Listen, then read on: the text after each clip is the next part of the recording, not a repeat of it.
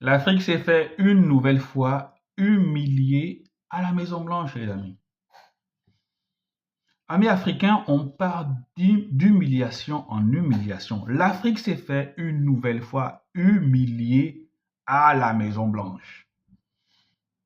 Comme toujours, l'Afrique, c'est le seul continent, un grand continent, les gars, un grand continent, l'un des plus grands continents, si ce n'est le plus grand continent, qui se fait toujours chosifier, les gars.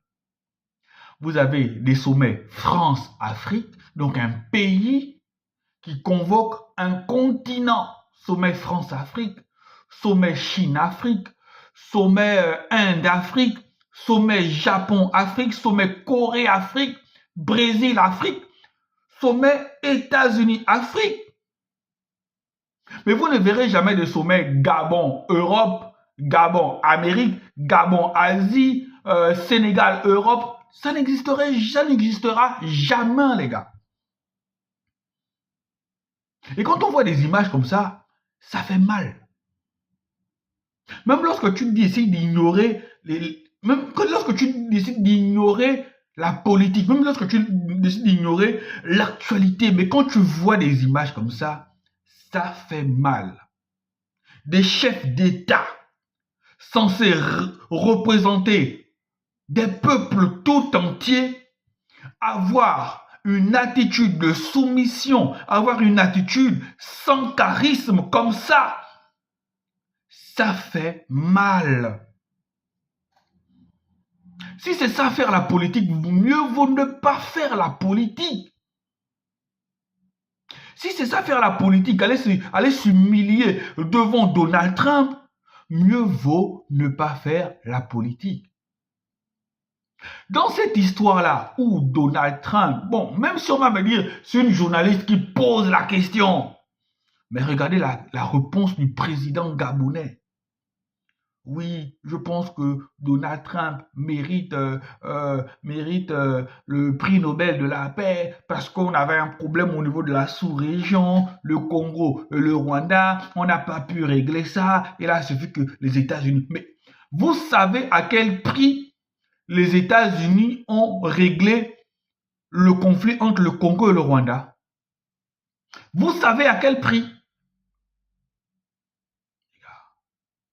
Tu as le président mauritanien qui vient dire la même chose. Oui, je pense que seul le président sénégalais, Diomaye Faye, même s'il a été neutre, j'aurais apprécié qu'il puisse prendre position fermement que lui. Seul Diomaye Faye a essayé d'être neutre. Je dis il a essayé parce qu'à la fin, il a dit que tout ce que Donald Trump a fait en sorte que si c'est une course au point, Donald Trump est largement devant. Ça signifie ce que ça signifie. Mais les gars, allez-y regarder la vidéo. Malheureusement, je ne fais pas des montagnes, mais allez-y regarder la vidéo, les gars.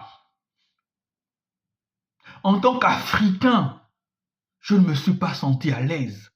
En tant qu'Africain, je ne me suis pas senti fier de la position dans laquelle on a mis ces trois présidents-là. Dans la position dans laquelle eux-mêmes ont accepté de se mettre.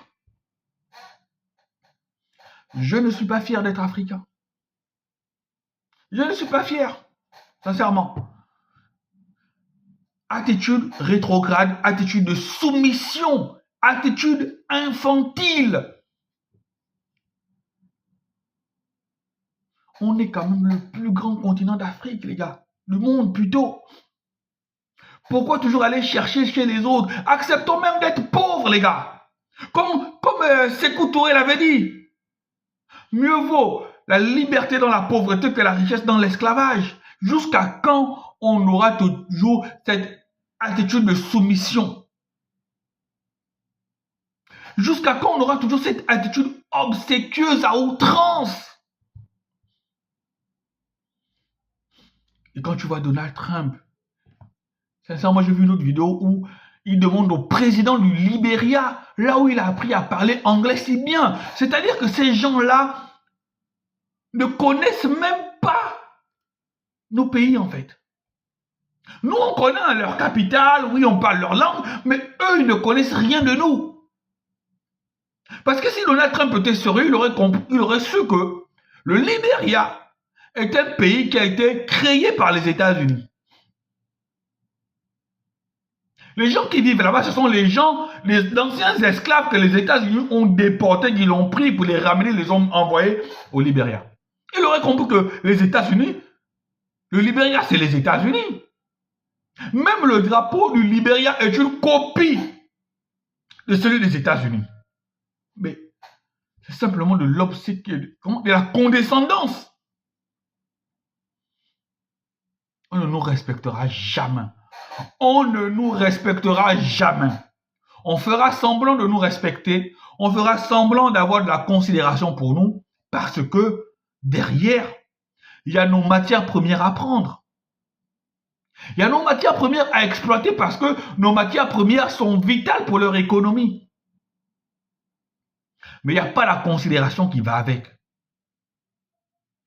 Aussi longtemps que nos dirigeants ne comprendront pas ça, aussi longtemps qu'on aura des dirigeants qui n'auront pas compris comment se déroulent les relations internationales, aussi longtemps qu'ils n'auront pas compris ça, l'Africain sera toujours chosifié. Et on aura des gens qui pourront rire de nos souffrances. Qui pourront rire de nos souffrances. De nos pires souffrances, de nos pires douleurs.